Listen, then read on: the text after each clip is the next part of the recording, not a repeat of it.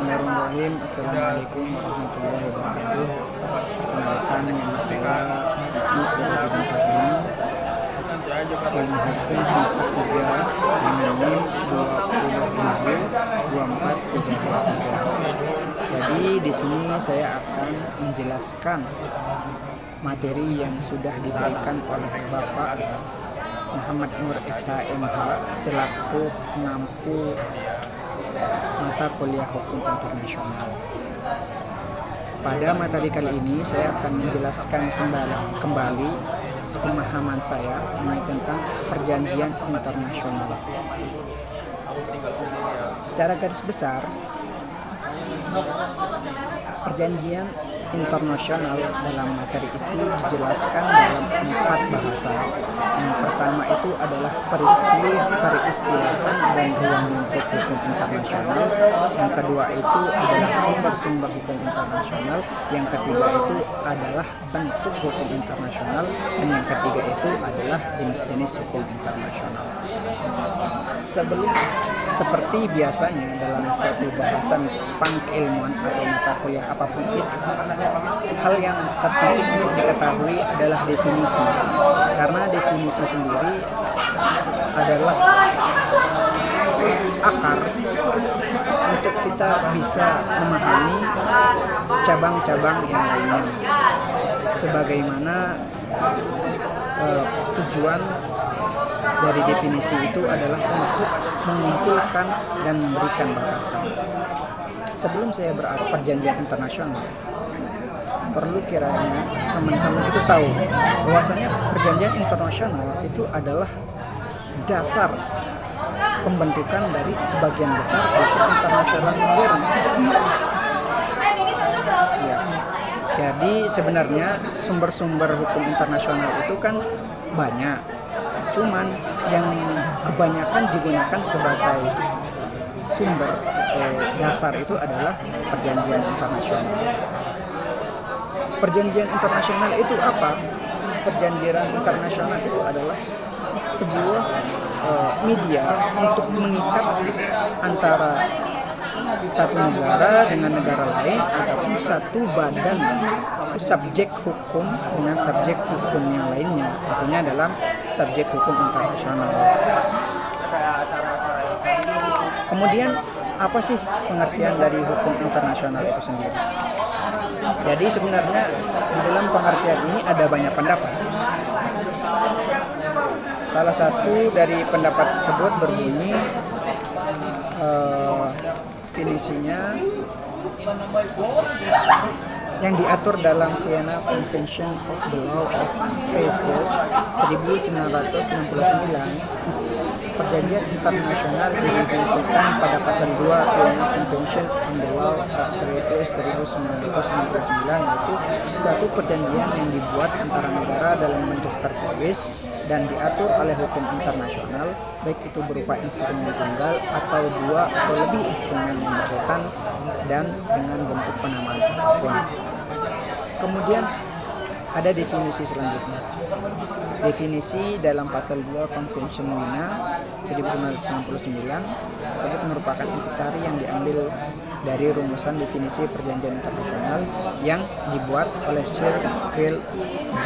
Fitzmaurice, yaitu perjanjian internasional adalah kesepakatan internasional yang diwujudkan dalam suatu instrumen formal, apapun namanya, judul dan sebutannya, yang dibuat antara entitas yang keduanya atau semuanya merupakan subjek hukum internasional yang memiliki kepribadian internasional dan memiliki kapasitas perjanjian internasional dan dimaksudkan menciptakan hak dan kewajiban atau bentuk menjalin hubungan yang diatur oleh hukum internasional. Kemudian hal yang penting untuk kita ketahui juga, ternyata perjanjian internasional itu tidak satu bentuk dan tidak satu penamaan. Nah, di sini di dalam materi tersebut dijelaskan bahwasanya di antara bentuknya itu ada yang berbentuk traktat, ada yang berbentuk MOU, ada yang berbentuk protokol adjustment dan lain-lain. Selanjutnya kita akan beralih ke bahasan kedua, ini mengenai tentang sumber-sumber hukum. sumber-sumber hukum internasional, perjanjian internasional. Sebagaimana halnya hukum-hukum yang lain, misal hukum pidana, perdata, dan hukum lainnya, intinya semuanya itu mempunyai sumber. Kemudian dalam hukum perjanjian ini, hukum perjanjian internasional ini apa sih sumbernya? Yang pertama itu ada dalam artikel 38.1 of the State of the International Court of Justice. Saya akan menyebutkan beberapa saja sumber dari perjanjian hukum internasional. Itu yang pertama. Kemudian ada juga Vienna Convention of the Law of the Treaties 1969. Kemudian ada the Vienna Convention of the Law of the Between State and International Organization of Between International Organization of 1986. Sama seperti hukum-hukum yang lain, ada sumber baku dalam penentuan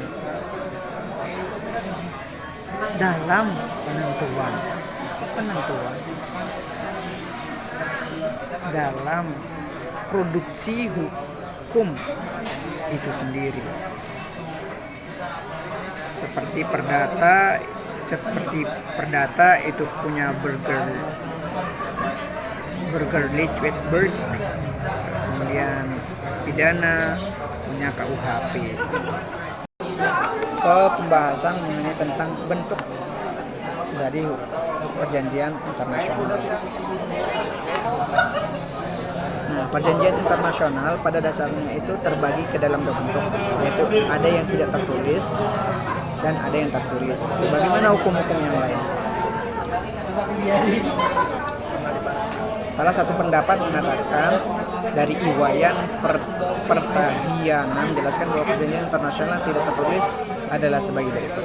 Pada umumnya merupakan pernyataan secara bersama atau secara timbal balik yang diucapkan oleh para negara pada pemerintah atau menteri luar negeri atas nama negaranya masing-masing yang mengenai suatu masalah tertentu yang menyangkut kepentingan para pihak, penentuan pihak oleh pejabat negara yang diterima secara positif oleh pejabat atau organ pemerintah negara lain.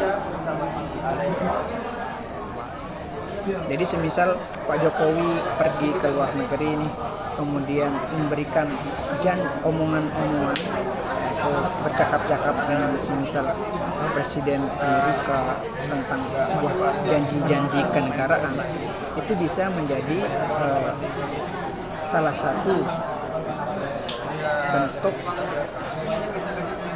perjanjian internasional yang tidak tertulis. Kemudian yang keempat, jenis perjanjian internasional. Yang tadi itu bentuk, itu berdasarkan tidak tertulis dan tertulisnya. Yang sekarang itu jenis. Jadi jenis perjanjian internasional itu bisa dilihat dari segi jumlah pesertanya, kemudian berdasarkan kesempatan yang diberikan untuk menjadi negara pihak, kemudian perjanjian internasional dari segi kaidah hukum yang dilahirkan.